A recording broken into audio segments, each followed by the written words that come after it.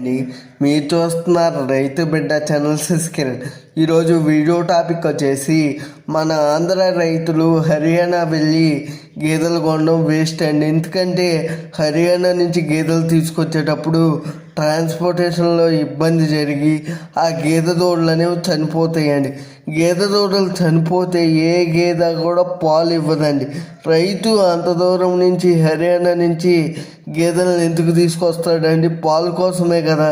కానీ మన ఏరియాకి వచ్చిన తర్వాత హర్యానా గేదెలు సెట్ కావడానికి 2 నెలలు పడుతుంది.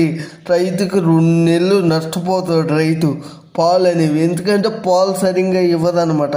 ఎందుకంటే ఫుడ్ మారడం వల్ల పాలు అనేవి తగ్గిపోతాయి అన్నమాట. కానీ వాళ్ళు మెయింటైన్ చేసినట్టుగా మన వాళ్ళు అయితే మెయింటైన్ చేయలేరండి. ఎందుకంటే వాళ్ళు ఇచ్చే ఫుడ్ కానీ ఆ మేత కానీ అంతా వేరే విధంగా ఉంటుంది. అందుకని చెప్పేసి రైతులు ఏం చేయాలంటే మన లోకల్లోనే మంచి గేదెలు చూసి కొనుక్కోవాలని చెప్పేసి ప్రతి రైతుకి కూడా చెప్తూ ఉన్నాను. ఏ రైతు కూడా హర్యానా వెళ్ళి గేదెలు కొని నష్టపోవద్దని చెప్పేసి ప్రతి ఒక్క రైతుకి కూడా చెప్తూ ఉన్నాను. ఈ వీడియో పైన ఇంకా ఏమైనా డౌట్లు ఉంటే నాకు కామెంట్ సెక్షన్లో కామెంట్ చేయండి ఫ్రెండ్స్.